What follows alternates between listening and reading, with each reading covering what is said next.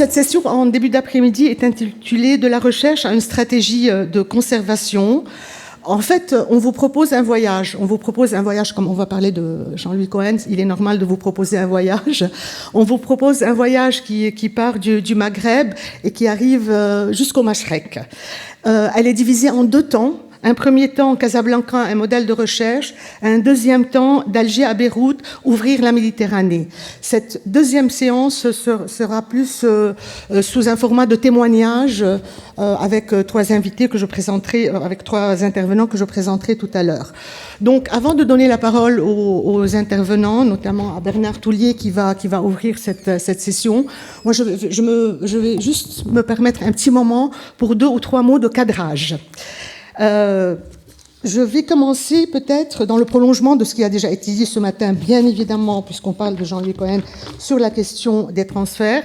Je vais commencer par une citation de Jean-Louis Cohen. L'architecture de Casablanca ne se définit pas seulement dans son rapport à Paris, mais aussi dans son rapport à Berlin ou à Los Angeles, dans le même temps qu'elle exerce ses effets à Damas et à Tripoli. Celle de Buenos Aires évoque autant Madrid que Milan ou Paris. Je pense que là, on a introduit un peu le thème de la séance.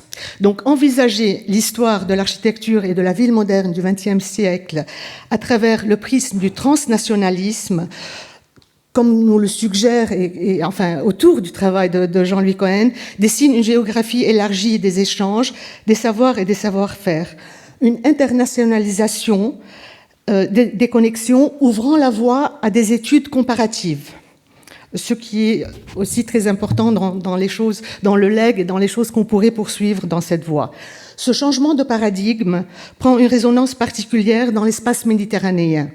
La notion de transfert dans ce cadre dépasse la simple logique d'exportation ou d'importation unilatérale de la métropole et je dirais plus largement du Nord, pays sachant, vers le Sud, pays recevant. Elle se définit par une multitude de connexions à travers la circulation des savoirs, des canaux esthétiques, des architectes, ainsi que par le croisement des expertises et des expériences. Ce qui nous amène à la question de réception, d'adaptation et d'intégration. Là aussi, sur ce deuxième point, je vais me permettre de citer encore une fois Jean-Louis Cohen.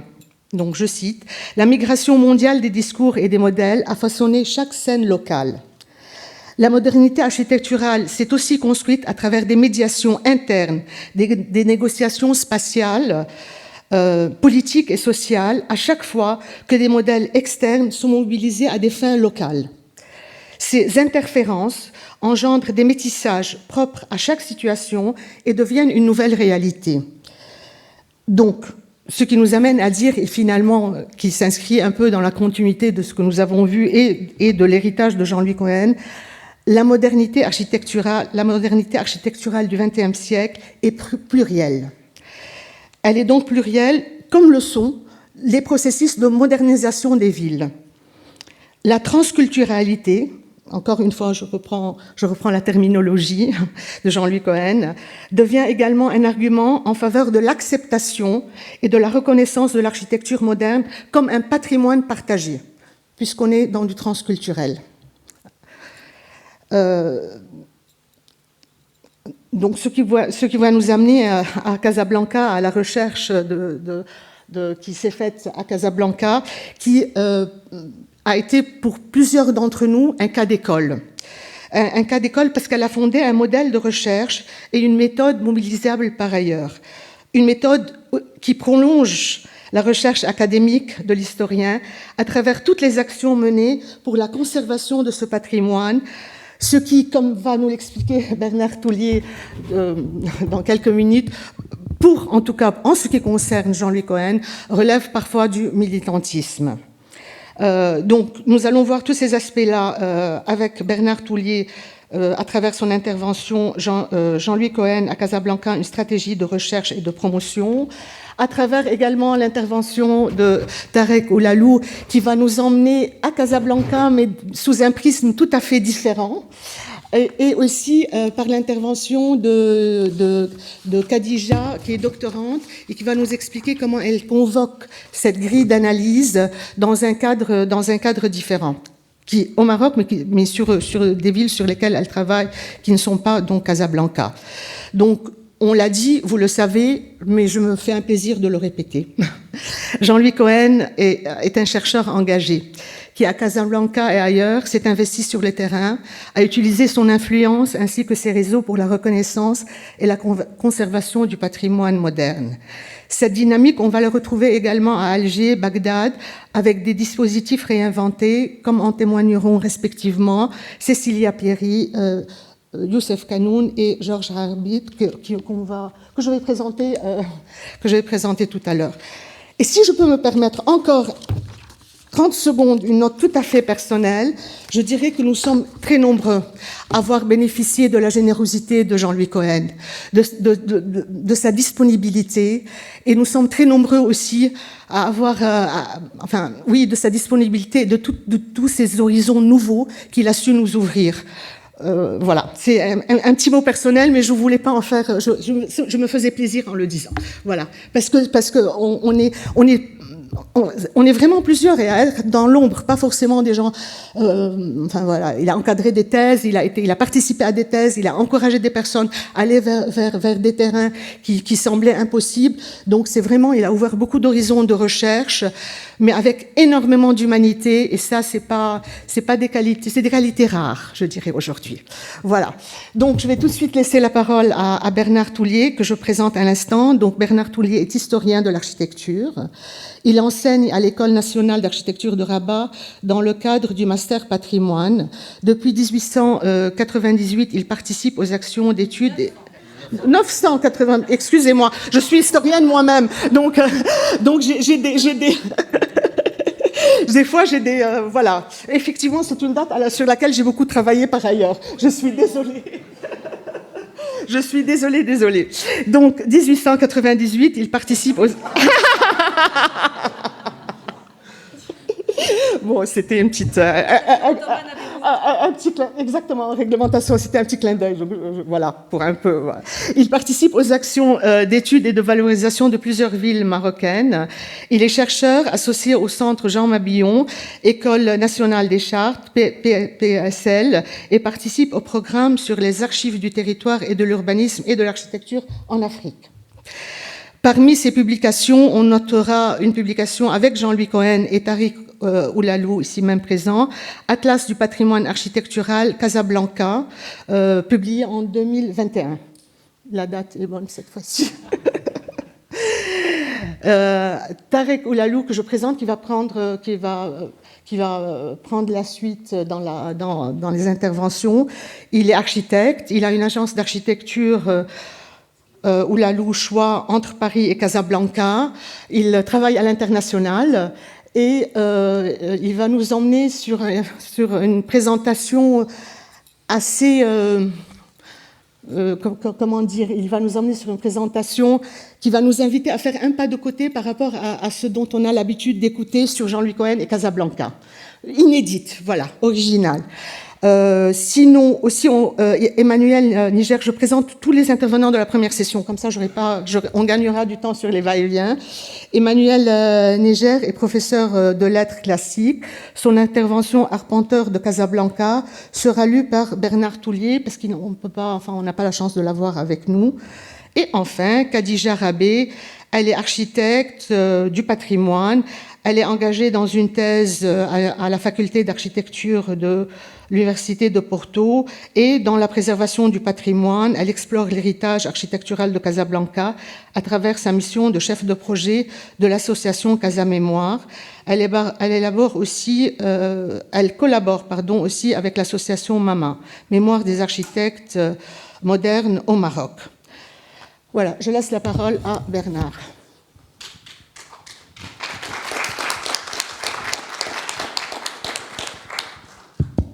Oui, merci. Et merci à l'ensemble des laboratoires d'architecture et à la Cité de l'Architecture d'avoir organisé cet hommage, parce que les hommages précédents étaient des hommages qui n'allaient pas bouleverser encore peut-être notre vision, mais j'espère qu'au bout de 4 ou 5 journées d'études comme celle-ci, on va pouvoir redécouvrir Jean-Louis. Donc Jean-Louis, il a élaboré une stratégie de recherche, mais en même temps, je dirais, de promotion, de valorisation de l'architecture qu'il était en train de rechercher. Et donc, il n'y a pas eu un livre, une exposition et ensuite une valorisation. Il y a eu tout à la fois et en même temps. Il faisait de la prospective et donc, pour lui, ce livre est l'aboutissement, certes, d'une décennie de recherche sur un cas modèle. Et je vais essayer un peu rapidement de dresser donc cette stratégie. Il avait déjà, bien auparavant, Casablanca, essayé de connaître les influences internationales de l'architecture moderne, et quand on compulse les différents rapports très nombreux qu'il donne au Bureau de la recherche architecturale, on s'aperçoit que les années auparavant, il avait travaillé sur l'Allemagne, etc. et autres, et donc c'est une suite logique pour lui de pouvoir aller au-delà de la Méditerranée et de pouvoir, l'année suivante, avec Monique Eleb, psychologue et sociologue, et originaire justement de Casablanca, il ouvre, là aussi avec l'aide du BRA, une recherche pluriannuelle sur Casablanca, laboratoire de la modernité architecturale et urbaine. Il n'a pas encore totalement en tête les datations qu'il va affiner, et il met 1900-1960 comme ça rapidement, c'est pour avoir le soutien financier, et donc on ne va pas les regarder à quelques années près quand est-ce que la modernité arrive. Et il va affiner après sa fourchette chronologique. Et ensemble, Monique Eleb et lui-même créent à Paris-Villemain le laboratoire Architecture, Culture et Société. Et j'ai vu que ce laboratoire existait encore aujourd'hui, je crois. Et donc, avec le soutien de ce BRA, il va continuer à avoir des crédits pour notamment en 1995-98 aller plus à fond sur ce thème, sur l'habitation et l'urbanisme au Maroc. Là, il va dire 1912-1960. Donc, il va voir que c'est la période du protectorat qui l'intéresse. Comment, pendant une période de colonisation, l'architecture est indépendante et dépendante à la fois des principes de colonisation, mais comment elle va pouvoir, dans son objectif, aboutir en tout cas à un renouvellement du cadre bâti. Jean-Louis rédige, d'après en tout cas ce qu'il nous a dit, de nombreux chapitres de l'ouvrage sur les modèles de composition urbaine, analysant les apports de Prost à Écochard, l'évolution en tout cas aussi des types de distribution moderne des bâtiments en usage des diverses communautés, et particulièrement la typologie des immeubles casablancais. Il travaille aussi sur les dispositifs réglementaires et juridiques appliqués à la ville nouvelle et à ses extensions. Il apporte un soin particulier sur les systèmes constructifs avec les différents procédés de mise en œuvre, et il voit comment NBIC, etc., a franchi la Méditerranée et a travaillé dans ce cas précis. Et il apportera des éléments très importants sur les répertoires ornementaux, particulièrement marocains et européens, et surtout, il nous donnera, comme on le faisait dans les années 1990, une liste très précise des architectes, entrepreneurs et toutes leurs réalisations, comme on le faisait dans les premiers livres qui étaient édités par la Cité de l'Architecture ou d'autres éditeurs, et qu'on ne fait plus maintenant aujourd'hui. Mais c'est vraiment la base de ce nouveau corpus qu'il nous a mis. Et donc lui, ce qui l'intéresse bien sûr, ce sont les influences dont vous avez parlé, et les influences à Casablanca très claires entre l'Espagne, l'Italie et la France, mais bien d'autres influences dont on vient de parler. Donc Jean-Louis ne cherche pas à réaliser une monographie dans le sens classique du terme. Si on cherche ça, il y a des tas de choses qui n'a pas pris en compte parce que ça n'était pas dans sa démonstration. Donc, il fait une œuvre utile de démonstration d'une thèse. Il laisse de côté l'évolution de la Médina et les enjeux sociétaux des espaces coloniaux ségrégés. Il parle jamais de ségrégation. J'ai regardé dans son livre, jamais le mot ségrégation ne figure. Il s'attache à l'évolution portuaire, mais pas du tout à la présence militaire. Rien sur les casernements ou des choses comme ça. Donc, il les connaît, mais c'est pas... Sauf si dans la caserne, peut-être, il peut y avoir un apport intéressant au niveau moderne, mais c'est tout. Sa thèse est avant tout démonstrative des modèles européens, expérimentaux ou non, qui ont été naturalisés localement, accompagnés d'une gamme de métissages et de variantes qu'ils ont pu générer. Cette démonstration s'appuie donc sur un nouveau corpus, issu d'un dépouillement méthodique des sources imprimées, mais aussi, et là il avait largement beaucoup d'étudiants pour lui faire ces dépouillements. Il s'appuie aussi sur des sources archivistiques qu'il va lui-même voir, soit ici à Paris, soit à Casablanca, dans la Bibliothèque nationale du Royaume du Maroc, donc sur les fonds publics et également sur les fonds privés. Et là, il va faire des interviews d'architectes contemporains qui lui permettent de voir comment la dernière génération donc des architectes ont travaillé pour l'architecture marocaine. L'approche par le terrain local fait également ressortir la diversité des protagonistes impliqués dans la production de cette architecture dite coloniale. C'est moi qui le dis, hein, c'est pas lui. Et également de la production donc, du protectorat au Maroc. À ce cosmopolitisme de la commande et des processus d'acquisition du foncier, très brièvement abordé par lui, parce que trop long, là aussi, trop long à aller voir sur place, parce que ces types d'archives-là existent, mais sont difficiles à collecter. Il convient de rajouter celui également qui va collecter sur la maîtrise d'œuvre, un peu sur l'artisanat, pas à fond, mais et sur quelques entreprises.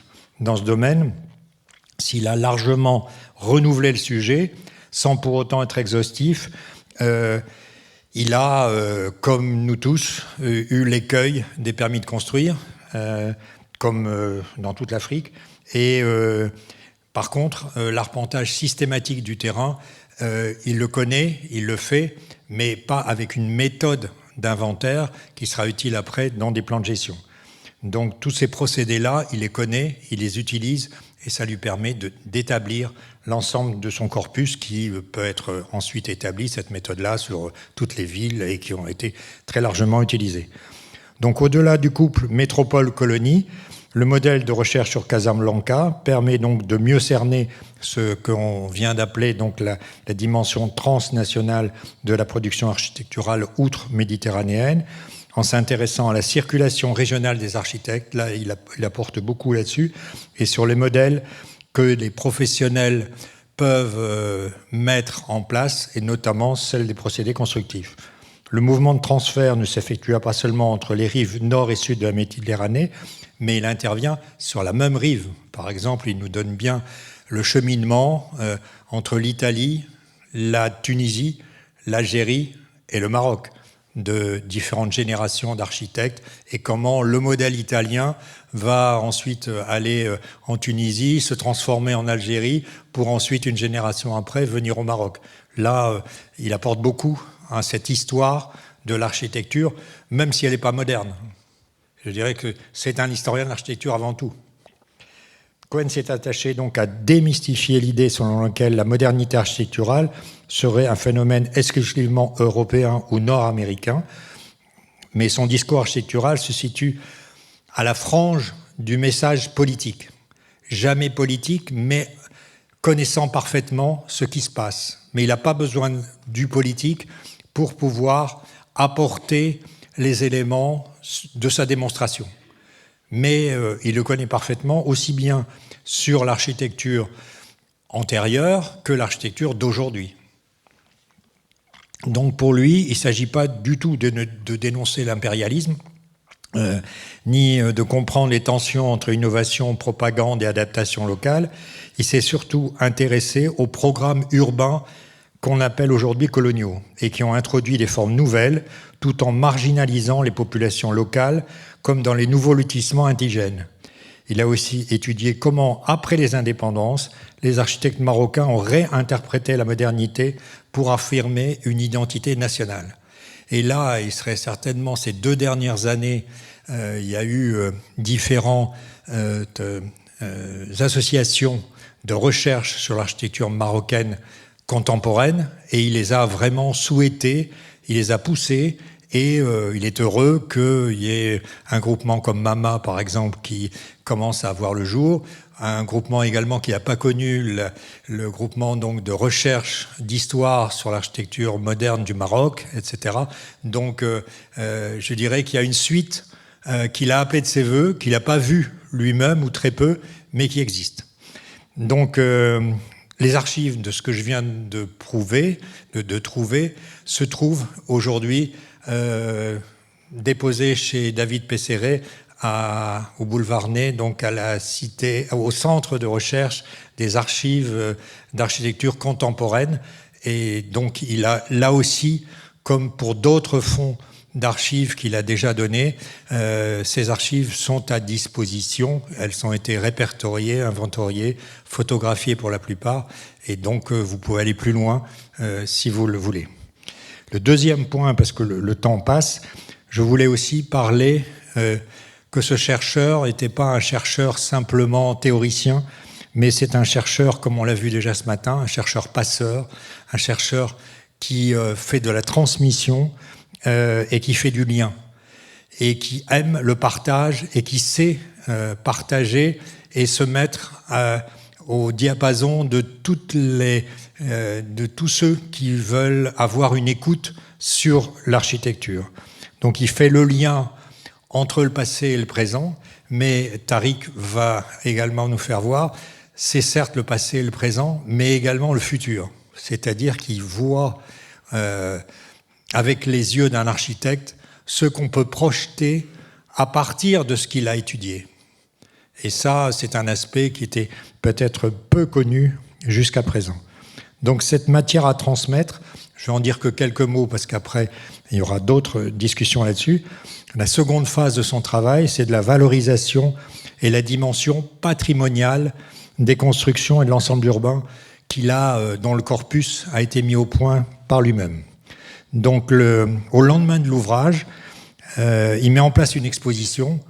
Et comme j'étais à l'époque responsable de l'architecture du XXe siècle, il m'a dit « Bernard, je vais me débrouiller, mais tu vas aller avec Casa Mémoire faire un cycle de conférences parce que pour le patrimoine, j'y connais rien.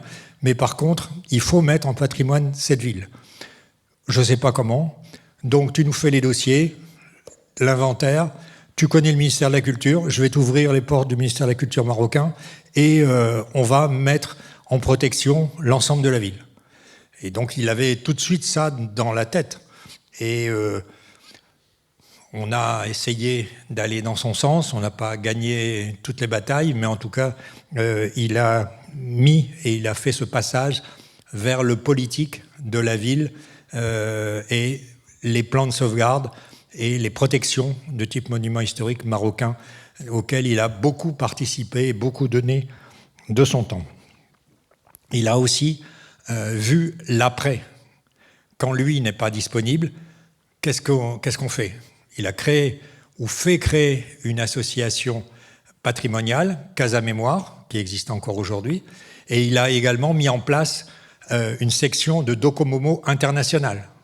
Donc les deux éléments importants sont dus aussi à lui.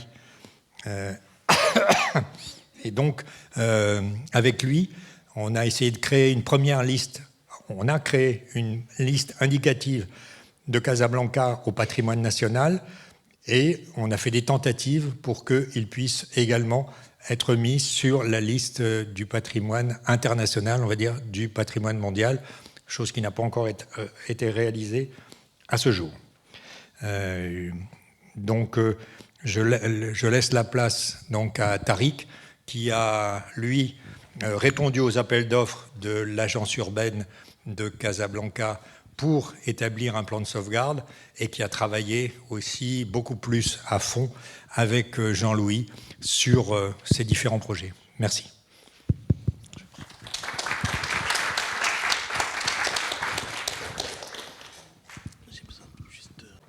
Bonjour à tous. Je voudrais parler d'un aspect un peu particulier du travail de Jean-Louis que peut-être beaucoup de gens ne connaissent pas. C'est sa tentation pour la maîtrise d'œuvre. Les 8 dernières années de sa vie, on a travaillé énormément ensemble. On a fait plus d'une trentaine de voyages ensemble à Casablanca. Il a accompagné une bonne douzaine d'études que nous avons portées et dont Bernard a un petit peu parlé. Mais notre histoire commence ensemble en 1995, donc il y a 30 ans. Jean-Louis était mon prof de l'histoire de l'architecture en première année. Et il m'a très vite embarqué dans toutes ces galères possibles et imaginables. Et donc, au moment où je rencontre Jean-Louis, il a fini son travail sur Casablanca. Et le livre est sorti et il prépare la très très belle exposition qu'il y a eu à l'espace Electra. Et il me demande de travailler avec lui, à l'époque avec l'IFA, à la production du portrait de ville, qui est sur toute la partie après 1960, qui est un petit document qui est malheureusement épuisé, qui est extraordinaire, dont les photos ont été faites par Dominique Delaunay, qui sont des images sublimes de cette ville. Et ça a été pour moi, à ma grande honte, la découverte de Casablanca que je ne connaissais pas. Et depuis cette période, j'ai travaillé avec Jean-Louis de façon plus ou moins épisodique, mais en tout cas en étant très très proche dans les conversations qu'on pouvait avoir.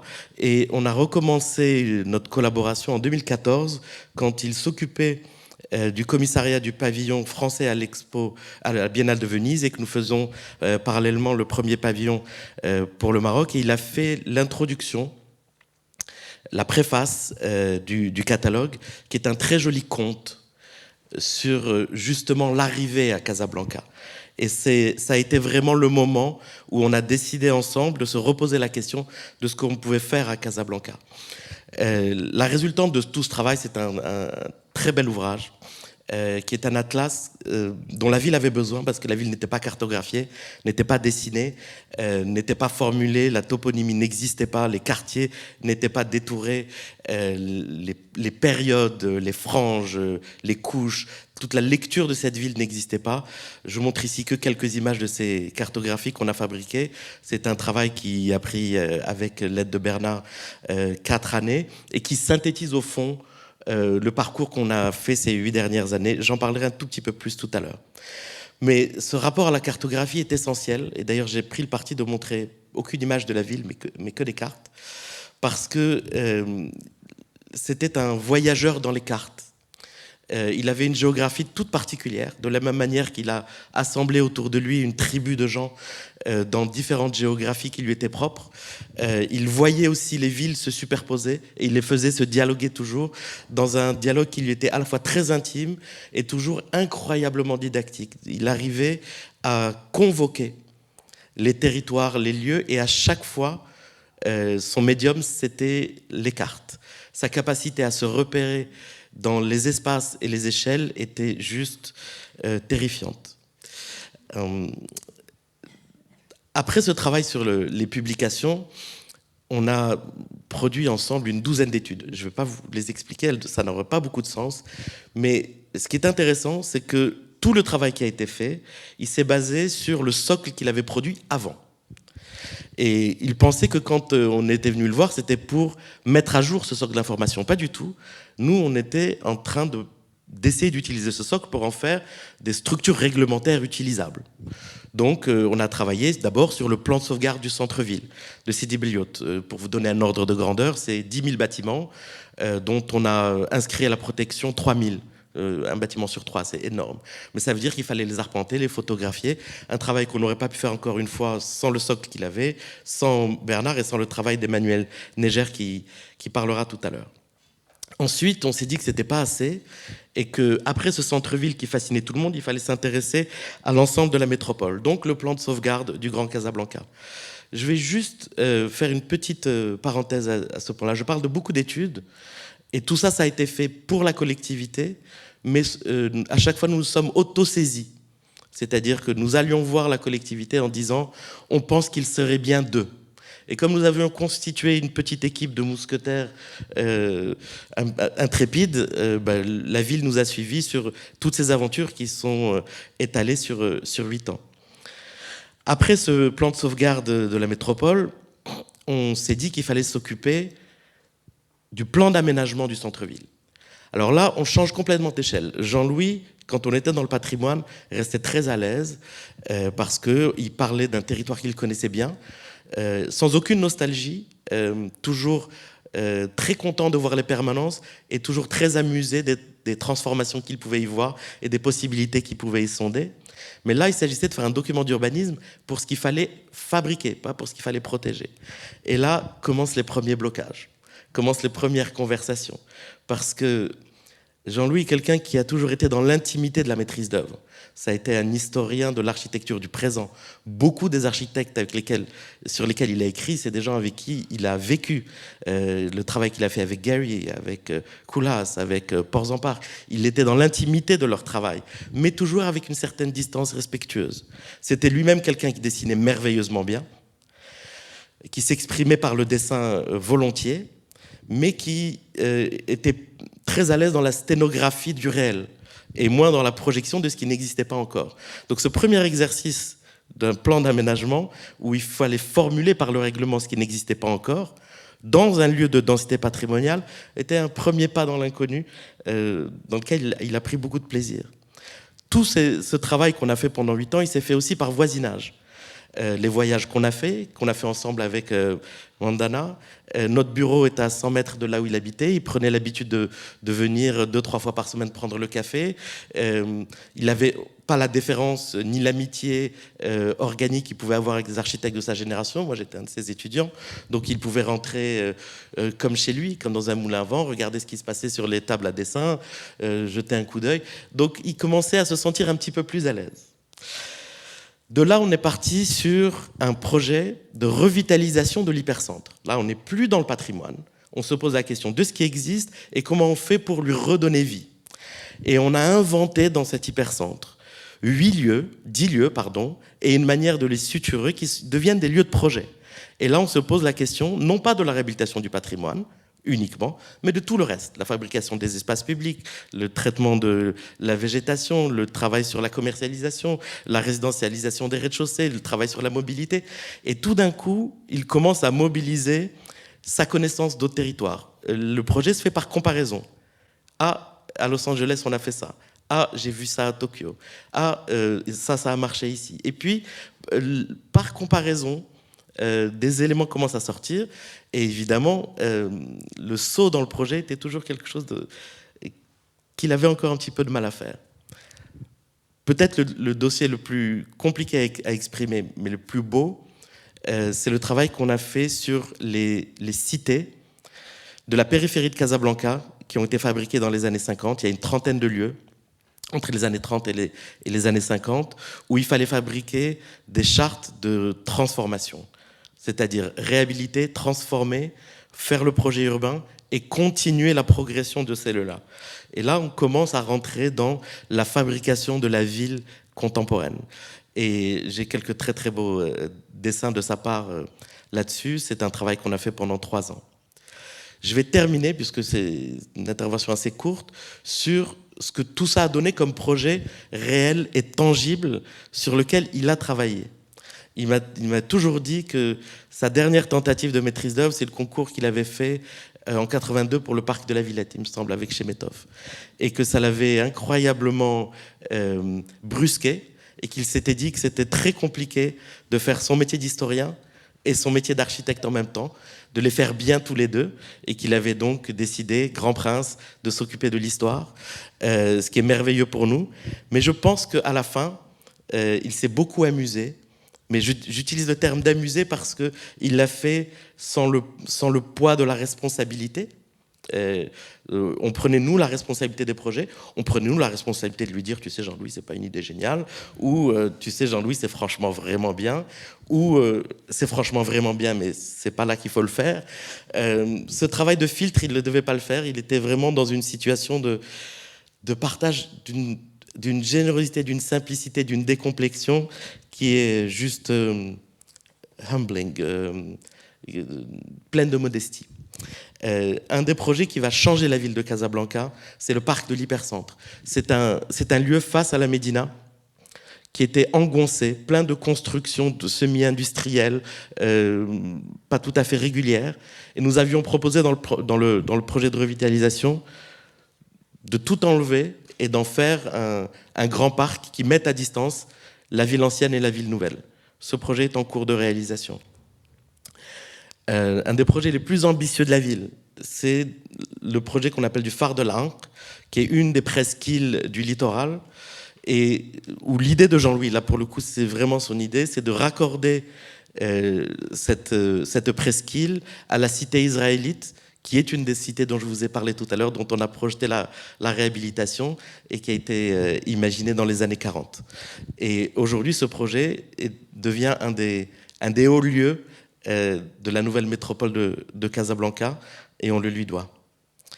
Le Grand Parc des Carrières Centrales, qui est un lieu qui était complètement délaissé, que personne ne voyait, et qui était un lieu caché, pour des raisons essentiellement politiques, puisque c'était un des grands lieux du militantisme et de la naissance de la vie politique casablancaise, d'abord pendant la période coloniale et ensuite à la résistance au pouvoir autocratique, et donc qui a été mis de côté. Et avec persuasion, parce que ça c'est une chose qu'il faut avoir en tête, Jean-Louis n'était pas avare de son temps, c'est quelqu'un qui gardait de son enfance communiste une espèce de plaisir presque un peu vicieux de la bureaucratie marocaine, et il pouvait passer des heures quand moi je disais allez on y va, mais non tranquille, on prend le temps, et cette négociation par l'épuisement nous a permis vraiment de réussir énormément de projets, dont celui-ci. Et je vais terminer par un des bâtiments qu'il n'a jamais aimé architecturalement, mais qui a marqué le moment de la prise de conscience de l'importance du patrimoine à Casablanca, qui est l'immeuble Bessonneau, que les Casablancais appellent l'hôtel Lincoln, et auquel ils ne croyaient pas à la réhabilitation, et que nous avons accepté de faire, que nous avons poussé à faire, vraiment pour lui. D'abord un peu par chauvinisme, pour lui dire on va pouvoir le faire, et ensuite on s'est pris au jeu. C'est un bâtiment qui était en très mauvais état, où il restait un tout petit bout de façade existante. Et là, pour le coup, on a essayé de faire le projet ensemble. Et je me souviens, je partage cette anecdote avec vous, parce que Bernard était avec moi. Quand on commence le projet, je lui dis, bon, allez, on commence à discuter. Il me dit, Tariq, je pense qu'avant de commencer, posons-nous la question de qu'est-ce que d'autres architectes auraient fait. Comment Le Corbusier l'aurait traité? Comment Miss l'aurait traité? Je dis, mais ça, Jean-Louis, on ne fait pas une thèse de 3e cycle maintenant. Il faut faire le projet. Donc, on a fait la cuisine, qui est le projet architectural. Et puis, à un moment donné, on a proposé une idée qu'on a beaucoup partagée d'ailleurs avec Mandana, qui était de dire, il y a le bâtiment existant, et pour ce qui n'existe pas, on va faire une inversion des ombres. On va simplement... tout ce qui est projeté, on le fait en bas-relief, tout ce qui est en bas-relief, on le fait en projeté, et on vient mouler la façade en l'inversant. Ce qui fait qu'on en garde la modénature et on vient marquer très légèrement l'intervention contemporaine. Ce bâtiment est en train d'être fini et on le lui doit essentiellement. La dette qui est la nôtre, les Casablancais, la mienne personnelle est énorme, et j'espère qu'on pourra le lui rendre. Merci. Merci. Merci beaucoup pour vos deux interventions qui, en fait, ouvrent déjà conjuguent la connaissance intime que vous avez avec Jean-Louis Cohen dans le cadre de ce travail-là, mais qui éclaire aussi une méthode d'action sur le terrain. Et cet aspect qui est complètement nouveau, en tout cas pour moi, cet aspect, oui, opérationnel, qui va aller puiser dans toute la connaissance qu'on a des villes, de l'histoire, et qui va être quelque part au service d'une mise en œuvre. C'est un aspect, c'est vrai, de Jean-Louis Cohen qu'on ne connaît pas beaucoup. Merci pour vos deux interventions. On va rester à Casablanca encore un petit moment, si vous le voulez bien, avec Emmanuel Neger, qui connaît très bien aussi Casablanca. Bernard m'a dit presque immeuble par immeuble. Oui, oui. Alors, l'intitulé de son intervention, c'est Arpenteur de Casablanca. Donc, lu par Bernard. Donc, nos rencontres avec. Donc, il était avec. Pardon, oui. Donc, il était avec nous. Il nous a accompagnés également très longtemps en ce qui concerne l'inventaire de la ville, qu'il connaissait par cœur. Et nos rencontres avec Jean-Louis, dit-il, sont d'abord la preuve qu'après les recherches qu'il avait menées pour la rédaction de son œuvre phare Casablanca, mythe et figure d'une aventure urbaine, il a continué non seulement à s'intéresser au devenir de la ville, mais aussi à œuvrer pour la valorisation et la préservation de son patrimoine. Nous nous sommes en effet croisés, d'abord dans des ateliers de réflexion organisés au début par Casa Mémoire pour définir le projet d'inscription de Casablanca sur la liste du patrimoine mondial vers 2012-2015. Puis à de nombreuses reprises pour l'établissement de ce même dossier en travaillant notamment sur les périmètres des quartiers à inscrire dans ce qui nous apparaissait alors comme un archipel d'îlots à inscrire. Puis, après la mise à l'écart de ce projet par les autorités marocaines en février 2015, nous avons travaillé à partir de 2017, donc avec Tariq, à l'établissement d'un inventaire exhaustif de la ville pour l'agence urbaine de Casablanca, avec pour objectif la rédaction d'un plan de sauvegarde. J'ai pu constater d'abord que, pour l'établissement de son œuvre phare, il s'était appuyé non seulement sur son observation personnelle lors de ses nombreux séjours de recherche en compagnie de Monique Eleb, mais aussi sur le travail de ses étudiants, dépouillant systématiquement toutes les revues qui évoquaient l'architecture du XXe siècle à Casablanca, comme l'architecture d'aujourd'hui, l'architecture française ou encore les chantiers nord-africains, mais aussi sur le travail de recensement mené par une bénévole, Jacqueline Aluchon. À cette dernière, fine connaisseuse du terrain et âme toujours généreuse, il avait demandé de dépouiller les registres des permis de construire de la ville. Hélas lacunaire, en relevant d'abord les bâtiments qui avaient un nom d'architecte et dont le prix était suffisamment élevé pour justifier son intérêt. Donc c'est un moyen comme un autre de sélectionner. Voilà. Il lui avait aussi confié le soin de faire des relevés de plans sur le terrain, par exemple dans le quartier de Bousbir, dont les plans étaient perdus. Ces méthodes ont été fructueuses et ont permis d'établir une connaissance approfondie de l'architecture du XXe siècle à Casablanca et d'analyser par ailleurs les fonds photographiques ou les fonds d'archives publiques et privés auxquels il a eu accès, sans compter les nombreux témoins qu'il a pu interroger. Plus fondé sur une réflexion savante d'historien de l'architecture que sur une observation première du terrain, sa démarche déductive l'a conduit à souvent mettre de côté les détails. Mais il n'avait pas besoin vraiment pour son exposé. Et donc tout ce qui n'était pas le véhicule d'une pensée moderne. Lorsque nous avons établi l'inventaire, mon travail a été le recensement exhaustif. Et dans ce travail minutieux que j'ai pu constater, sa volonté de faire de son œuvre une thèse démontrant comment l'architecture moderne avait façonné la ville de Casablanca, comme des phares, comme les architectes Marius Boyer, Edmond Brion, Alexandre Courtois, etc., et surtout Jean-François Zévaco et tant d'autres, qui avaient inscrit leur marque dans l'histoire d'une ville pensée comme un laboratoire. Le lexique de sa réflexion est celui de l'expérimentation, de l'adaptation de schémas modernes à un contexte particulier, c'est-à-dire là encore avec une pensée déductive qui cherche à montrer comment des solutions ont été trouvées à partir de paradigmes antérieurs, comme ces mêmes expérimentations ont permis de faire avancer l'idée de la modernité et de la modernisation, comment même la modernité pouvait façonner l'homme casablancais. Certaines dimensions de l'histoire de la ville ne n'intéressaient guère parce qu'il jugeait qu'elle n'entrait pas dans sa démonstration.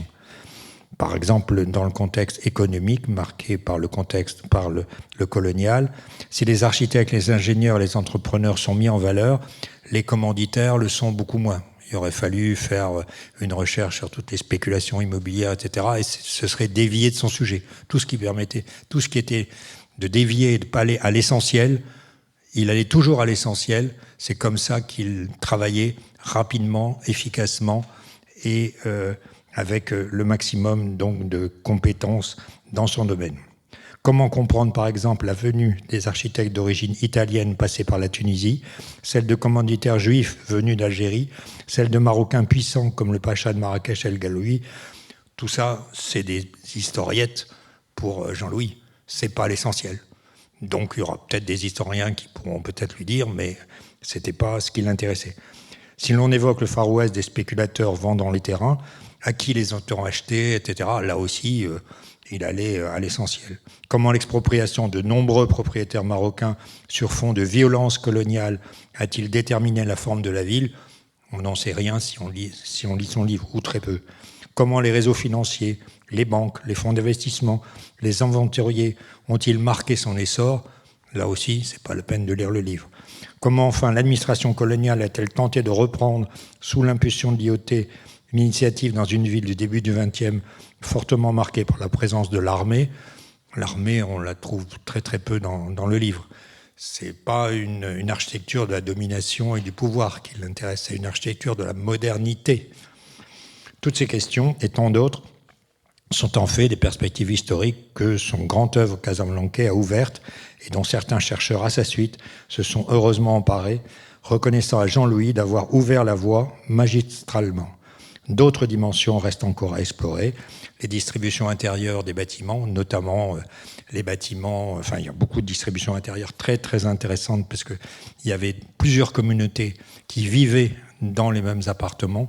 Et donc là, il y a une thèse ou des thèses qu'on peut encore faire sur ces types de patrimoine, sur ces innombrables constructions qui n'intéressent pas par leur caractère novateur, mais par leur identité révélatrice des populations qui les habitent et forgent autant la ville que les administrations et les architectes. Voilà. Merci. On va justement, la liaison est toute trouvée, puisqu'on va voir comment cette méthode va être convoquée par une jeune doctorante, Khadija. Je ne sais pas si elle est avec nous ou pas.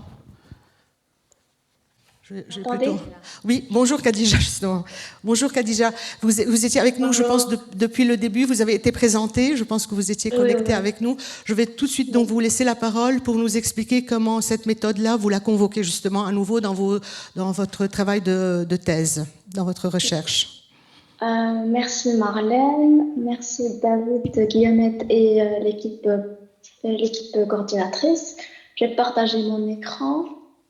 Donc, je n'ai pas eu la chance de rencontrer Jean-Louis, mais je l'ai connu à travers son œuvre qui m'a permis d'ouvrir grand les yeux et voir Casablanca autrement.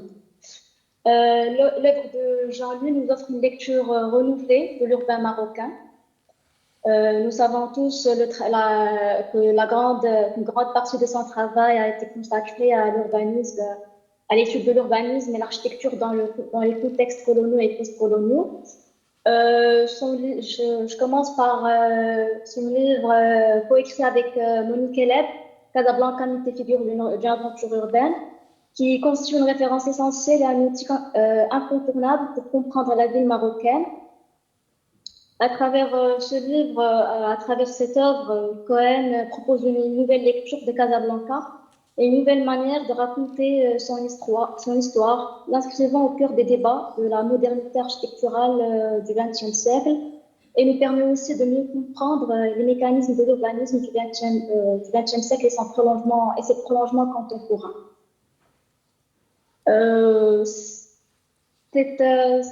Cette œuvre a servi de base et il s'agit d'un travail fondateur pour la prise de conscience vers vers la préservation du patrimoine architectural de la ville de Casablanca, comme l'a dit Toulier tout à l'heure, pour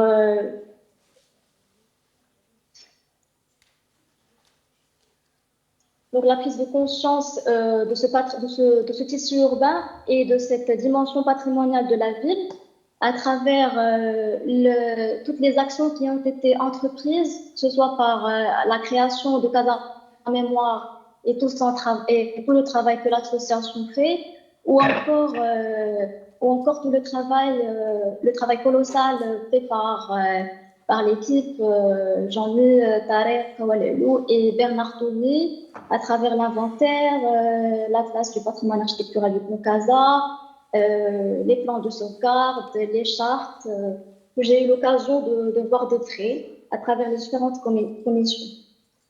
Donc, Casablanca apparaît comme un terrain de réflexion incontournable pour comprendre les enjeux du développement urbain et à travers une approche pluridisciplinaire mêlant cartographie, récit,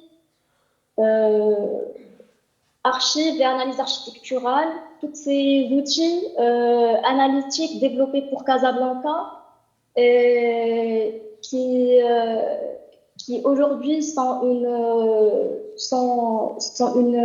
c'est une méthode, des outils et nous ouvrent la perspective pour lire d'autres villes marocaines et donner une lecture plutôt critique. Donc, je cite le cas de Jdida, une ville sur laquelle je travaille. Donc, le cas d'El Jadida ou Mazagan, ou Mazaga au temps des Portugais, une ville qui témoigne d'un passé riche, d'une stratification de couches historiques, comme Christian Feucher l'évoque dans son œuvre. C'est une histoire singulière d'une ville qui fut tour à tour portugaise, cosmopolite, française, avant d'être marocaine. Donc,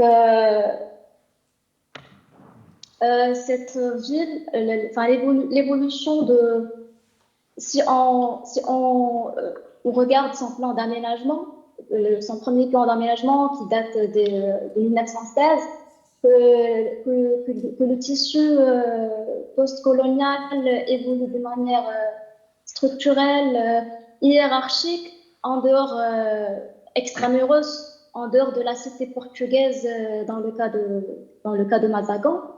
Donc, si on fait un parallélisme avec Casablanca, aussi Casablanca, on a la Médina et cette hiérarchisation selon les places, selon les usages, et aussi l'architecture qui a été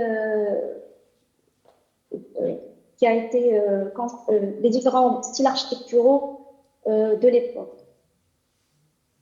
Donc, les outils développés par Jean-Louis nous ouvrent cette perspective d'explorer d'autres villes, notamment la ville de Jadida. Donc, on a la cartographie. D'après la cartographie, on voit aussi l'évolution dont je parlais du tissu postcolonial. Et je cite aussi deux bâtiments qui ont été construits dans la période coloniale, la Banque d'État et la Poste, par les mêmes architectes, et presque la même période de la banque construite à Casa et de la Grande Poste. Sauf que le cas de la ville d'El Jadida, il y a peu d'écrits, il y a peu d'intérêt porté à toute cette architecture et cet urbanisme si je puis dire, dans le contexte post-indépendance. Et pour finir, je reviens sur un point sur lequel on est tous d'accord et que vous avez évoqué, que la générosité de Jean-Louis, le support et son soutien et la volonté que cette recherche et toutes ces méthodes qui ont été déployées et développées puissent continuer d'exister, puissent être une référence et puissent être développées dans d'autres villes en dehors du Maroc. Et au-delà du contexte postcolonial, Jean-Louis Bernard l'a dit tout à l'heure, Jean-Louis a toujours supporté l'association Mama Group qui œuvre pour le patrimoine architecture post-indépendance. Donc voilà, je vous remercie. Merci Khadija. On voit bien comment à travers votre intervention, comment la voie est ouverte aux études comparatives également. peut-être par ce biais-là, tout en convoquant la circulation donc, des idées. Merci. Alors, merci à vous. Là, on va poursuivre avec un deuxième temps de cette session. On est toujours dans un voyage. Là, on va vous emmener de l'autre côté de la Méditerranée, d'Alger à Beyrouth. On va donc ouvrir la Méditerranée, mais cette fois-ci, le format va être différent puisque ça va être des témoignages. Alors, Cécilia Pléry, tu es chercheuse associée à l'Institut français du Proche-Orient. Tu as dirigé l'Observatoire urbain basé à Beyrouth de 2011 à 2015. En 2010, tu as soutenu un doctorat sur l'évolution urbaine de Bagdad au XXe siècle sous la direction de Jean-Louis Cohen à l'École des hautes études en sciences sociales. Tu es aussi experte à l'UNESCO, membre du comité scientifique pour la sauvegarde du patrimoine moderne dans le monde arabe 2012-2018 et directrice scientifique du programme IFPO-OFF Patrimoine en guerre autour de la Méditerranée 2015-2017. Parmi tes nombreuses publications, on retient le gymnase de Le Corbusier à Bagdad, qui a été coécrit avec Mina Marefa et Gilles Rago. La construction d'une ville moderne 1914-1960 qui est paru en 2015. Nous aurons aussi avec nous, mais à distance cette fois, Youssef Kanoun, qui est architecte, qui a été chargé de cours de l'architecture de 1985 à 2022 et directeur des études de l'École polytechnique d'architecture et d'urbanisme d'Alger de 1978, cette fois-ci je lis bien, à 2005 et de 2018 à 2022. Il est l'auteur de l'exposition Architecture algérienne en collaboration avec l'Université de Stuttgart. Il a été co-commissaire avec Jean-Louis Cohen de l'exposition Alger, paysage urbain, architecture 1880-2000 qui a été organisée dans le cadre de l'année de l'Algérie en France au musée de l'histoire de l'immigration. Il est aussi co-auteur avec Jean-Louis Cohen et Nabila Oulepsir de l'ouvrage Alger, paysage urbain, architecture, paysage urbain et architecture 1880-2000 paru en 2003.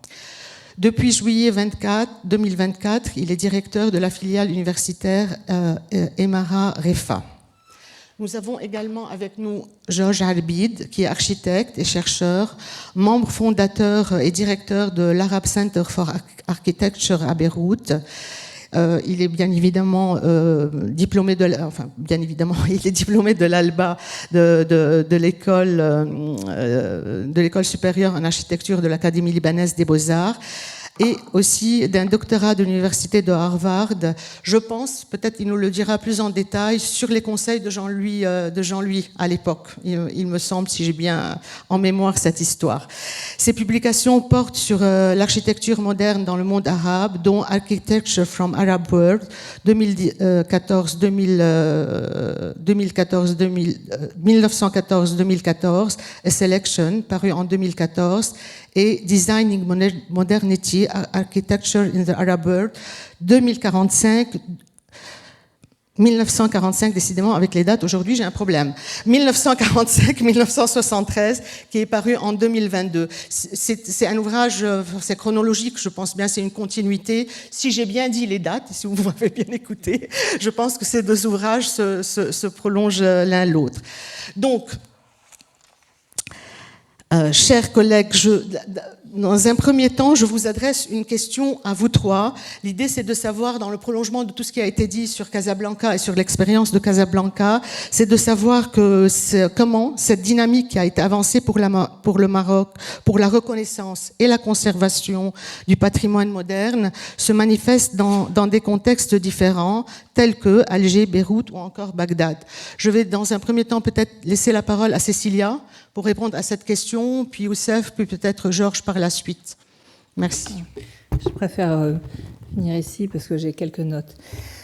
Merci beaucoup de m'avoir permis de témoigner aujourd'hui d'une expérience qui a été totalement unique dans ma vie, parce que moi, si je définis Jean-Louis, je vais répondre évidemment à ta question, si je définis Jean-Louis, c'est premièrement la curiosité. Quand je viens le voir en septembre 2004 et que je lui propose un sujet sur l'Irak, où j'avais été depuis un an, c'est les yeux qui s'allument, parce que c'est un pays qu'il ne connaît pas. La deuxième chose, c'est l'écoute et la confiance, parce que moi, contrairement à vous tous, j'ai une double tare. Je ne suis pas architecte et je ne suis pas urbaniste, mais j'étais quand même éditrice d'architecture depuis 1989 2009 au Moniteur, où j'avais connu d'ailleurs Guillemette. Et j'avais été notamment l'éditrice du livre catalogue sur l'exposition des années 30, architecture à industrie. Et la troisième chose qui est la plus fondamentale pour moi, c'est que c'était, pour moi, Jean-Louis, c'est une inspiration et une incitation au regard, et un regard comparatif dans le sens le plus large du terme, c'est-à-dire tout ce qui est interdisciplinarité et qui pour moi, qui suit vraiment une touche à tout, hein, c'était le bonheur parce que j'avais enfin quelqu'un qui considérait que mon aspect touche à tout n'était pas une tare ni un complexe, mais c'était ce que André Corboz appelle une sorte de syngalisme et de nomadisme méthodologique et intellectuel, et je m'y suis totalement retrouvée. Donc pour moi, en fait, Jean-Louis, sa méthode, ça a été deux grandes orientations. Ça a été une grille d'analyse comparatiste et tout un travail sur la polysémie et la relativité du moderne.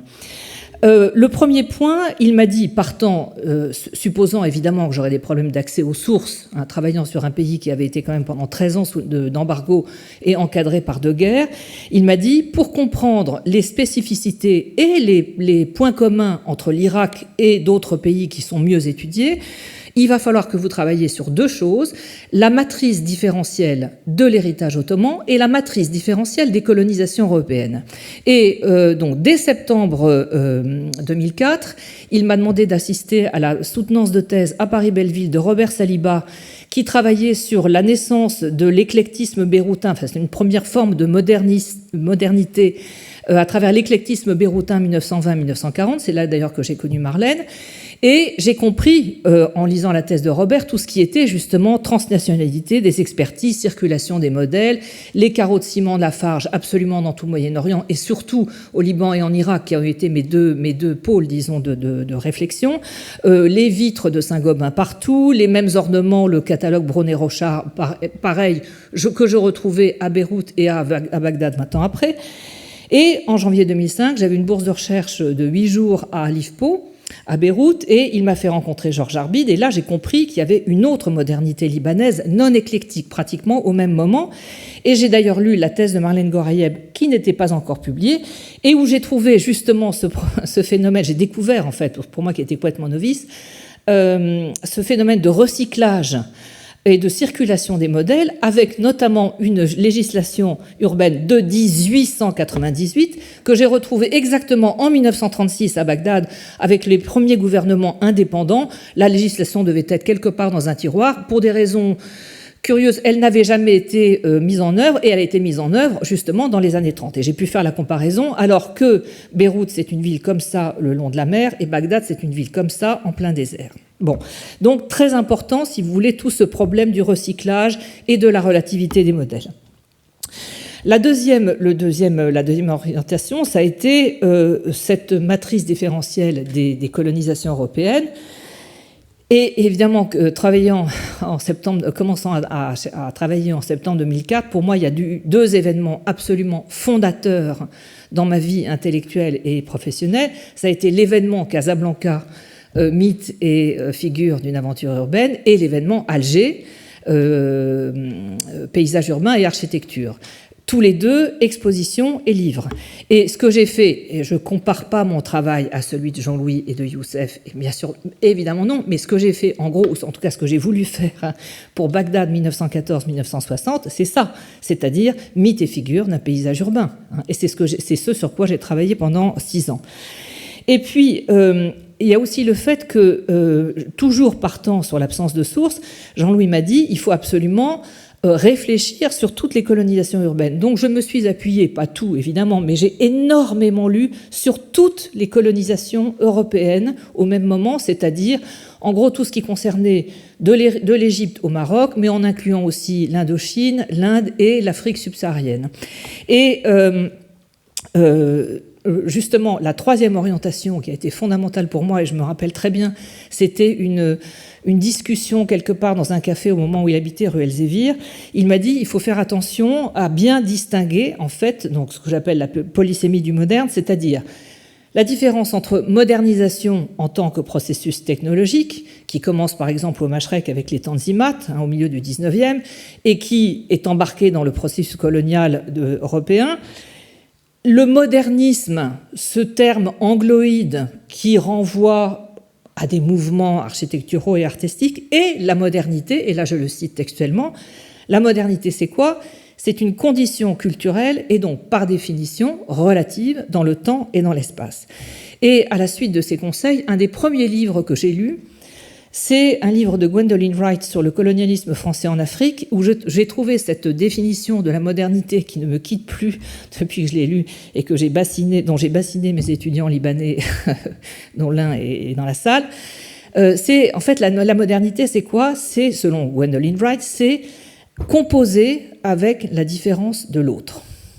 Et en fait, par exemple, quand on analyse l'urbanisme, j'ai trouvé ça extraordinairement, alors c'est peut-être pas complet comme définition, mais j'ai trouvé ça extraordinairement opératoire pour expliquer, par exemple, la différence entre un urbanisme organique, communautaire, établi sur la base des familles, avec des ruelles, des impasses dans lesquelles on ne pénètre pas si on n'est pas comme les autres et si on n'est pas admis par la communauté, et puis la rue moderne qui est droite, qui est large, qui est ouverte au debout et dans lequel l'autre, justement, peut circuler et rentrer sans avoir à justifier son identité.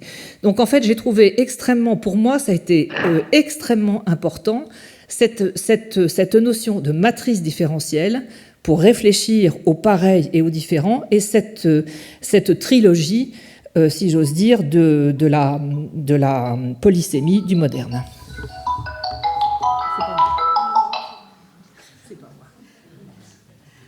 Merci. On va poursuivre.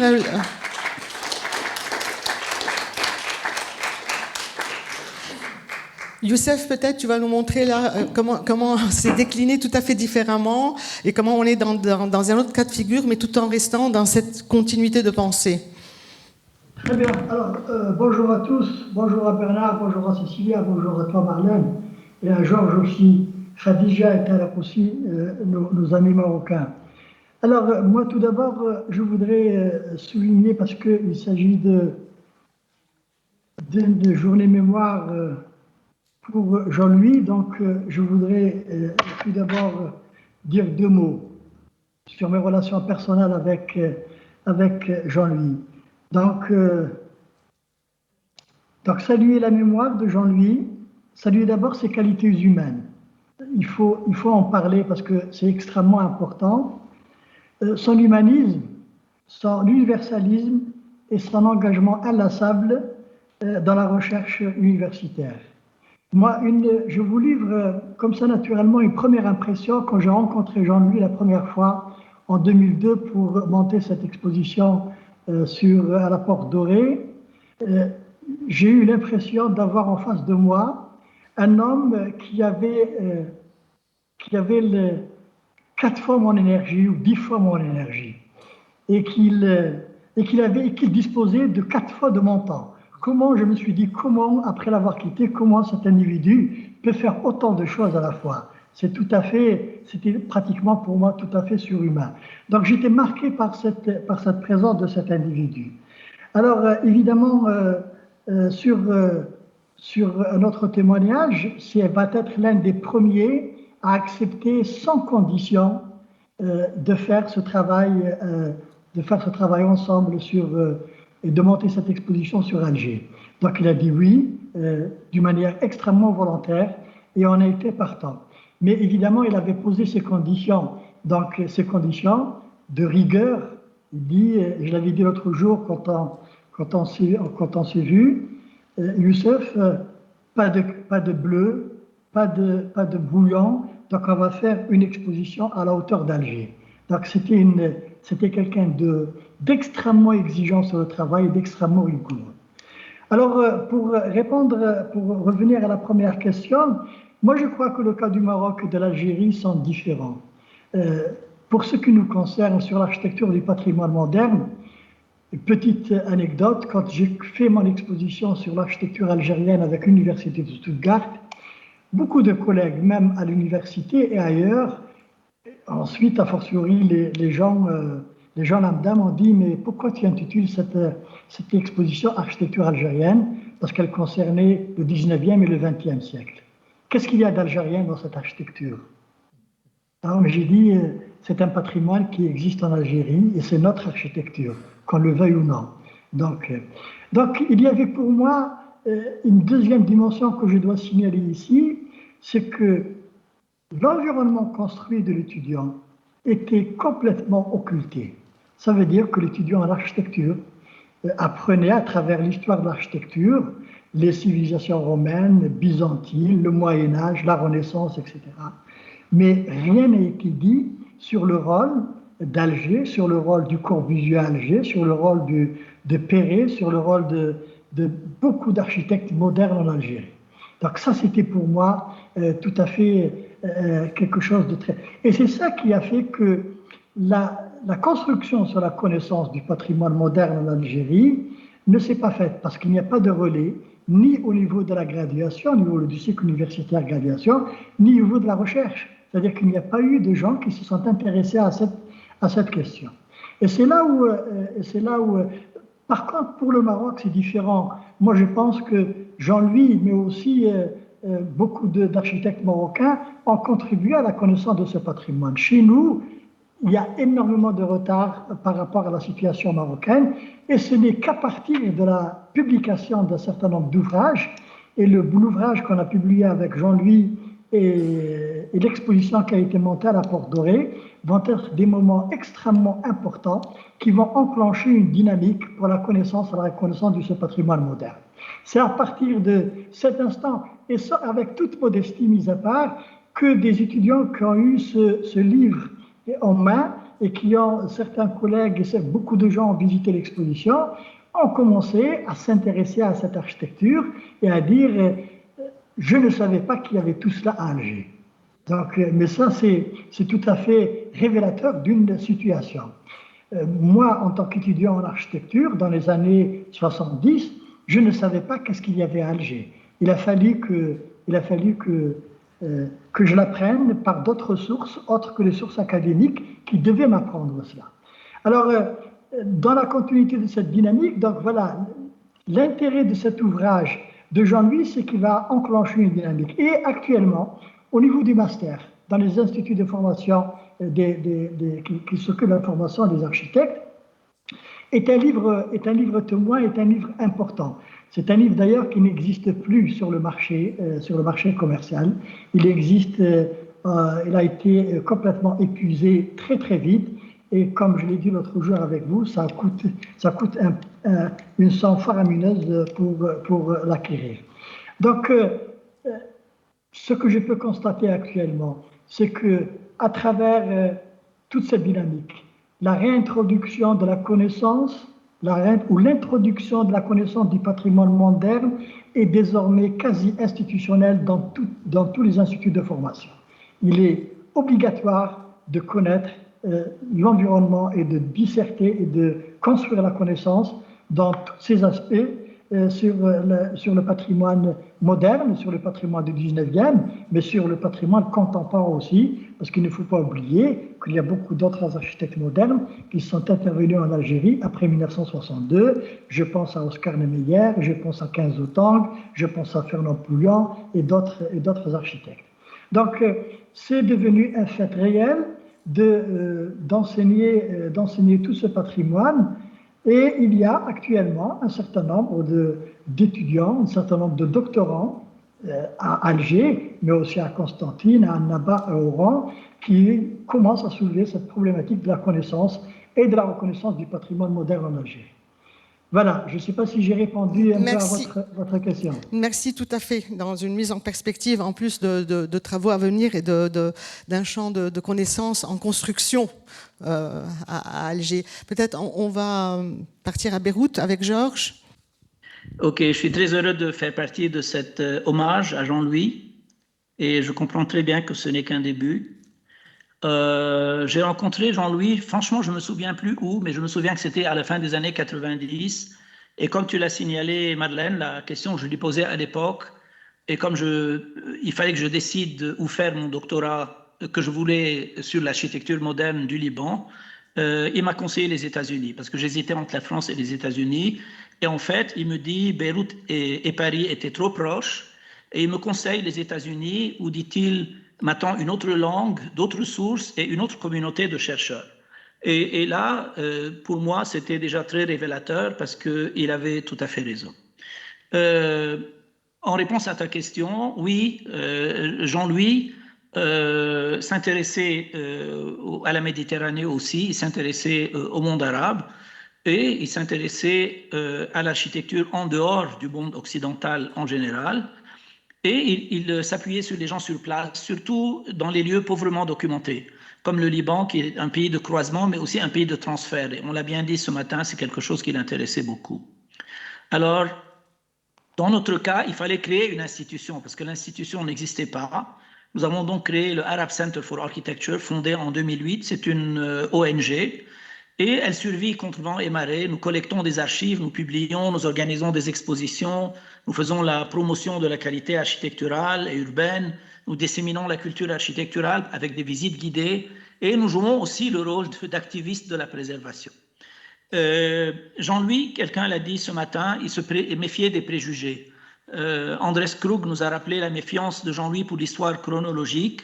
Tim Benton aussi nous a rappelé la perpétuelle quête de nouvelles méthodes de recherche et de présentation. Je partage ça avec eux et avec Jean-Louis, bien entendu. Moi, j'appelle cette attitude la subjectivité performante. C'est-à-dire que cette subjectivité qui est bien entendu basée sur la connaissance objective, elle n'est presque plus possible aujourd'hui avec l'intelligence artificielle qui aplatit tout. Et donc, moi, je pense qu'il faut être très vigilant et garder cette possibilité à renoncer à l'autoroute de l'information qui, en fait, détourne de beaucoup de choses intéressantes.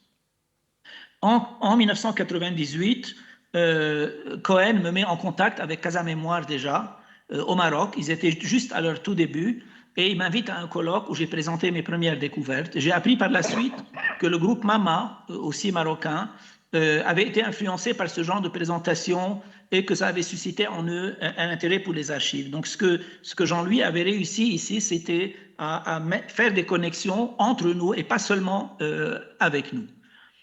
En 2008 aussi, un autre jalon, le musée Vitra produit une exposition et un livre intitulé Living Under the Crescent Moon, et ils étaient partis sur une direction très orientaliste sur le monde arabe. Et avec Jean-Louis, nous avons détourné le travail, en fait, et montré la modernité, avec de surcroît une table ronde presque improvisée à Berlin, à laquelle nous participons tous les deux, et nous montrons la façade moderne du monde arabe. En 2012, il sort son livre « L'architecture au futur depuis 1889 », et il y parle de Beyrouth, et montre un bâtiment de Shah el-Maqdisi. Peut-être tout à l'heure, s'il me reste 2-3 minutes, je peux montrer quelques illustrations. En 2013, il me présente Bernard Toulier, que nous invitons à Beyrouth pour le colloque de l'Observatoire du patrimoine moderne. En 2013 aussi, avec Cécilia, nous sommes invités à Bagdad pour visiter le gymnase de Le Corbusier, mais pas seulement, visiter aussi quelques bâtiments modernes, dont la magnifique université Al-Mustansiriya de Qahtan Aouni. Et je garde quelques photos prises par Jean-Louis à cette occasion. Il était très bon photographe aussi. En 2014, on se retrouve à la Biennale de Venise, où il était commissaire du pavillon français. Et moi, j'étais commissaire du pavillon de Bahreïn, dans lequel j'ai montré le monde arabe, et Madeleine a cité ce livre-là. Je peux tout à l'heure montrer des illustrations si j'ai le temps. Vous avez parlé de la maquette ce matin, qui était très importante aux yeux de Jean-Louis, et je suis tout à fait d'accord. C'est un objet architectural aujourd'hui plus que jamais nécessaire pour la compréhension et la représentation du projet dans notre monde qui devient de plus en plus 2D et digital. Et donc, avec la charge Architecture Triennial aux Émirats, j'ai été commissaire d'une expo qu'il n'a malheureusement pas pu visiter. Il comptait y aller, mais il n'a pas pu. Et Journey into Architecture Archives, Beyrouth, Le Caire et Rabat. J'en ai fait aussi la scénographie et j'ai fait fabriquer des maquettes assez grandes en échelle de projets non construits. J'ai appelé ça le monde arabe non construit. Et ce que je voulais mettre en valeur, c'était aussi des choses que j'avais beaucoup discutées avec Jean-Louis bien avant, c'était cette question du projet non réalisé, qui fait partie de notre histoire, donc l'histoire du projet non réalisé. Et ce matin, Pascal Maurice se plaignait de ne pas avoir trouvé le logiciel capable d'aider à la scénographie. Je lui propose tout simplement PowerPoint. Je peux montrer tout à l'heure aussi en 20 secondes ce qu'on peut faire. On peut faire des choses magiques avec ce software-là. Maintenant, dernier mot sur le personnage. Youssef et d'autres ont parlé de cette énergie. Moi, je dis, Cohen avait une énergie increvable. Je me souviens très bien des messages qu'il envoyait tous les étés. Et il y en a un que j'ai relu récemment. Il dit, après une année intense, le temps des vacances est arrivé. N'attendez pas une réponse immédiate à vos messages. Mais en fait, il répondait presque immédiatement, même quand il était en vacances. Moi, j'ai dit, c'était un homme toujours occupé, mais toujours disponible. Et j'ai beaucoup appris de lui. Merci. Je vous remercie. Si j'ai 2 minutes, je peux montrer des images. On va passer peut-être à la deuxième question, Georges, parce qu'on est vraiment très, très limité dans le timing cet après-midi. Peut-être s'il nous reste du temps après. Donc moi, je voulais aussi vous soumettre cette deuxième question sur les prolongements. Qu'en est-il aujourd'hui ? Comment on peut caractériser cet héritage ? Quelles sont les continuités ? Quels sont les prolongements ? Dans des cas, comme on vient de le voir, qui sont très différents. Dans un cas, il y a l'Arab Center, donc un fonds d'archives qui a été créé et qui a pu diffuser de la connaissance. Dans un deuxième cas, ça s'est diffusé en termes de générer une nouvelle connaissance dans l'histoire d'Alger et avec Cécilia, d'ouvrir un champ à la fois méthodologique et géographique. Donc, quels sont les prolongements aujourd'hui ? Si vous, en 2-3 minutes chacun, pas plus, parce qu'on va laisser un peu de temps à l'échange avec la salle. J'aurais aimé pouvoir dire qu'il y a des prolongements qui se traduisent par une protection du patrimoine moderne en Irak. Je suis extrêmement, pessimiste, parce qu'il faut voir déjà que quand je suis arrivée, moi, en 2004, il y avait eu 13 ans d'embargo et donc 4 ans de guerre, ce qui veut dire qu'en fait, pendant 13 ans, l'Irak avait été coupé du monde, à une époque où justement le monde commençait à travailler avec Internet et à s'ouvrir à la comparaison. Et donc moi je suis arrivée à un moment où il y avait encore une vision assez essentialiste. Les gens avaient travaillé sur Bagdad, mais par exemple les architectes, ils avaient un plan A4 de Bagdad en tout et pour tout pour travailler pendant toutes leurs études. Et donc, si vous voulez, c'était Bagdad est unique, l'Irak est unique, parce qu'en fait, il n'y avait plus... En gros, l'attitude, c'était le monde s'est passé de nous, et bien nous, on se passe du monde. Donc en fait, quand je suis arrivée en 2004, en plus, moi, je n'avais pas de soutien institutionnel, je n'avais pas de visibilité. C'était effectivement dangereux d'aller dans les endroits publics normaux où j'aurais pu chercher, par exemple, des archives, des permis de se construire. Et donc, si vous voulez, j'ai beaucoup ramé. À partir du moment où j'ai eu de la visibilité, c'est-à-dire mon premier livre, Bagdad Art Déco, traduit en arabe. Puis, là, j'aimerais bien qu'on passe... Ah ben, il est parti. Quand j'étais à l'Observatoire urbain, j'aurais voulu qu'il passe la seule diapo que je voulais, montrer justement le colloque que j'ai organisé en 2013, où Georges était là, mais peut-être qu'il va revenir et qu'on va voir l'image quand même. En fait, c'est un colloque qui était sur le gymnase Le Corbusier que j'avais photographié depuis 2005. Et surtout, ce qui était important, c'était en fait sur Le Corbusier à Bagdad et les architectes irakiens de la modernité de la période 1940-1980. En fait, ce colloque, j'y réfléchis maintenant, n'a pas été si inutile que ça. Premièrement, parce que les architectes étrangers, dont Georges, se sont rendus compte, ils étaient épatés par la qualité architecturale de ce qu'ils ont trouvé, dont Jean-Louis, bien sûr, qu'on a fait venir et qui représentait la Fondation Le Corbusier.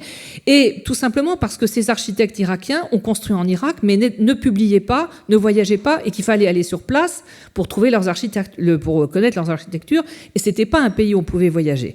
Deuxièmement, il y a eu une rencontre assez importante entre Jean-Louis et ce que j'appellerais le chalin irakien, Khalid Sultani, qui, depuis 30 ans, est un architecte critique qui écrit en fait sur l'architecture moderne et contemporaine, irakienne et ailleurs, et en fait, ils ont communiqué en russe, parce que Khalid ne parle pas un mot d'anglais, et pendant deux jours, là, je l'ai photographié justement dans un endroit où Jean-Louis était épaté, il m'a dit, mais ce Kartan Aouni, c'est un champion, et je lui dis, mais parle-en avec Khalid Sultani.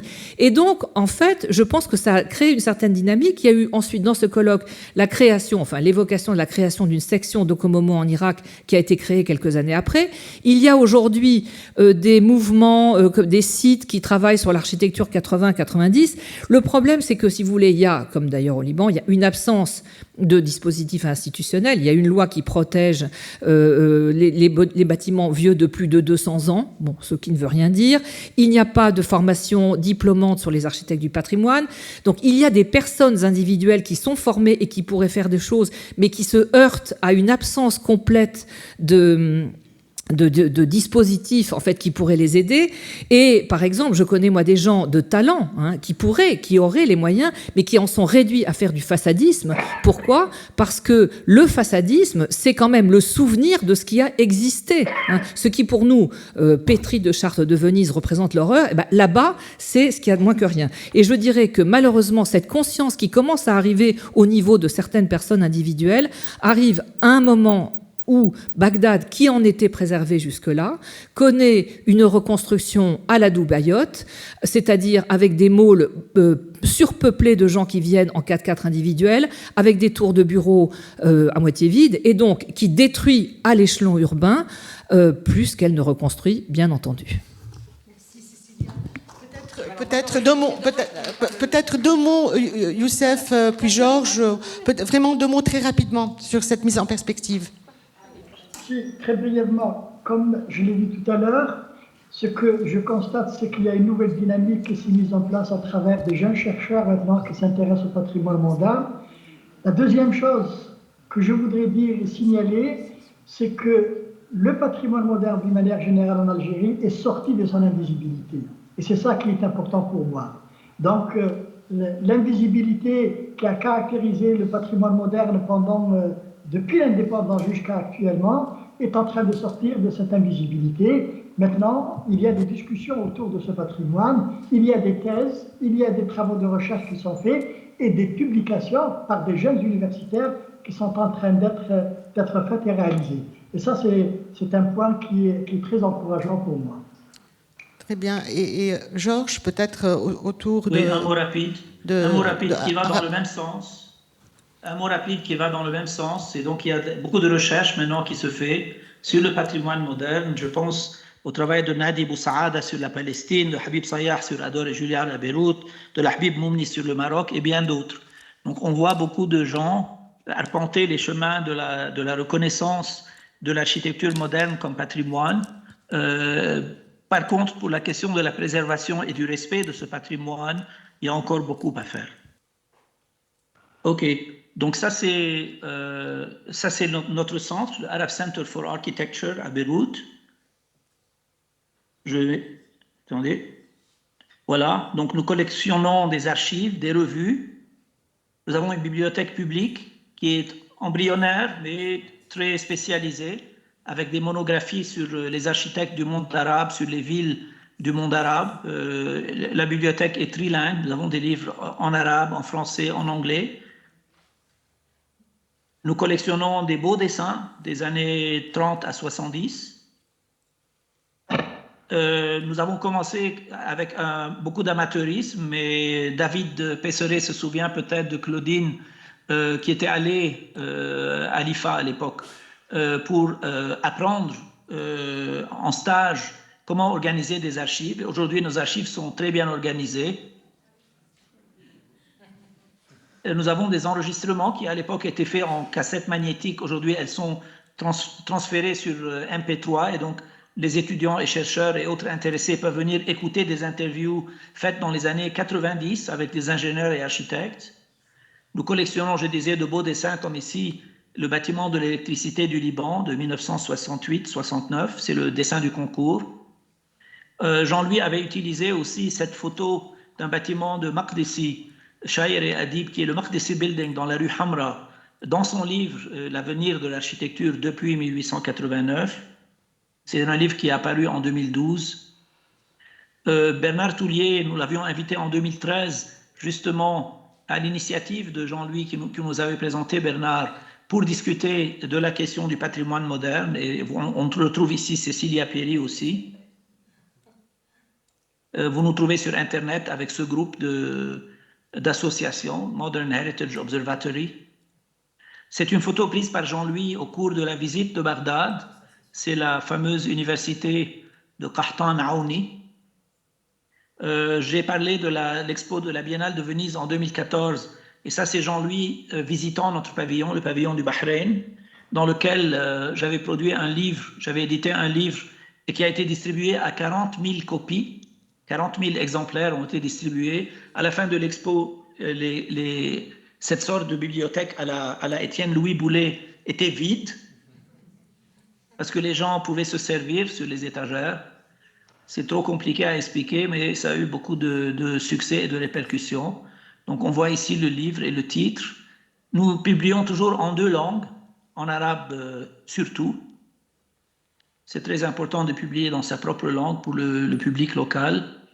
Ça, c'est des pages intérieures. Ça, c'est la station de train de Bagdad. Nous avons travaillé aussi avec l'UNESCO sur cette expo à Koweït. Avec aussi, il fallait choisir un bâtiment par pays. Ça, c'est le Soudan. Un bâtiment de Abdelmen'em Mustafa. Ça, c'est la photo de Jean-Louis qu'on avait utilisée. Ici, vous avez au milieu l'immeuble Ouzounian au Caire. En bas à droite, le cinéma Al-Ahmadi au Koweït. La bibliothèque de Damas. Dernièrement, nous sommes avec le World Monument Fund. Nous travaillons sur une feuille de route pour créer un inventaire de l'architecture moderne dans le pays. Ça, c'est des fiches. Marlène a cité l'autre ouvrage, Designing Modernity. Là, c'était un travail collégial avec plusieurs chercheurs. On reconnaît ici Mercedes Volé, Laila El-Wakil et d'autres. Et là, nous avons pris 10 études de cas dans le monde arabe avec des biographies de bâtiments qui expliquaient tout depuis la genèse jusqu'à la situation actuelle de chaque bâtiment. C'était publié par Iovis. Et je termine avec l'expo de Sharjah. Nous avons parlé des maquettes tout à l'heure. Et cette expo, qui aussi était basée sur la question des archives, j'avais dit à Maury que PowerPoint était un outil idéal. Ça, c'est la salle avec les maquettes. Et ici, tout ça s'est fait sur PowerPoint. Donc, toute cette scénographie avec la projection de tous les murs de manière simultanée. Donc, on peut tout comprendre en un coup. Et ça, c'est le genre de panneau que l'on peut fabriquer avec le texte et les images. Et c'est très facile. Il suffit de les faire à l'échelle et de les déplacer dans tous les sens. J'espère que Maury est dans la salle. Et je termine. Merci beaucoup.